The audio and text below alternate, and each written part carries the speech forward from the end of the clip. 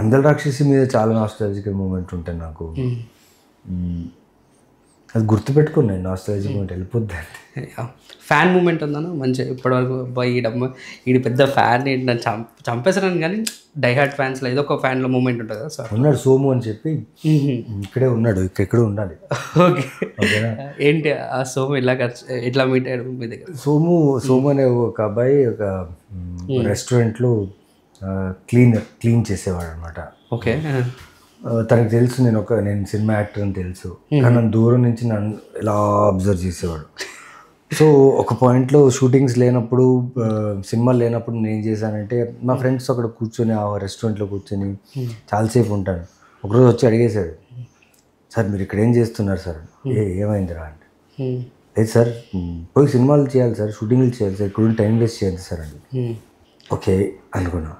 చూస్తే వాడు ఇప్పుడు నాతో వచ్చాడు, నాతో ఉండి ఇప్పుడు వాడు ఒక యాక్టర్, అక్కడక్కడ చిన్న చిన్న సినిమాల్లో యాక్ట్ చేస్తూ అమేజింగ్ ఉన్నాడు. అంటే సూపర్ ఫ్యాన్ వాడు, సూపర్ ఫ్యాన్. ఆ సినిమాలకి నాకు చాలా మంచి ఫ్యాన్ వాడు. అమేజింగ్. యాక్చువల్లీ రవితేజ గారిని చూస్తాం, రవితేజ గారు మేనేజర్ ఎవరైతే ఉన్నారో రవితేజ గారి సినిమాలు ఎలా ఇట్లా చేస్తుంటారు, తర్వాత మీరు మీ ఫ్యాన్ ఎలా చేయడం amazing. And it's not a readable cinema question. ఇప్పుడు రీసెంట్గా జరిగిన యుద్ధంలో వాట్ అబౌట్ మనం ఉగ్రవాదుల మీద అటాక్ చేసినాం, సో చాలా proud moment. What about your feeling అన్న? అది ఇట్ ఈస్ అవర్ రైట్, అంటే మనం చాలా కామ్గా ఉన్నాం. మన మీద ఇంతకుముందు జరిగిన దాడిలో అన్నీ చూస్తుంటే కూడా చాలా డిప్లొమాటిక్గా ఆలోచించి హ్యుమానిటీని బేస్ చేసుకొని మనం చాలా రూల్స్ రెగ్యులేషన్ పాటిస్తూ కంట్రోల్డ్గా చాలా వెయిట్ చేసాం. కానీ మొన్న జరిగింది అది చాలా బ్యాడ్. అది అంటే అది ఇన్సిడెంటా కాదు, అది డెలిబరేట్గా చేసిన ఒకటి. అంత దగ్గరలో గన్ పాయింట్లు పెట్టి చేయడం అనేది చాలా చాలా బాధాకర విషయం. అది అలా జరగడం మన దేశవాసులు, మన ఇండియన్స్, మన బ్రదర్స్, మన సిస్టర్స్కి అలా జరగడం చాలా తప్పు అది. సో దానికి మన గవర్నమెంట్, మన military has given an answer. And ఇంకా చాలా ఉంది. This is not the end. Because ఒక పాయింట్కి రాముడికి ఎంత పేషెన్స్ ఉంటుందో అంత పేషెన్స్ ఉంటుంది. పేషెన్స్ పోతే ఒక్కసారి బాణం వదిలితే ఏమవుతుంది మనం రామాయణం కథలోనే తెలుసుకున్నాం. సో అలాంటి కంట్రీలో మనం ఉన్న, అలాంటి ఫాలో అవుతున్న మన కంట్రీ మనం వెయిట్ చేసి చూసి ప్లాన్ చేస్తున్నారు. And I completely believe in my Indian army.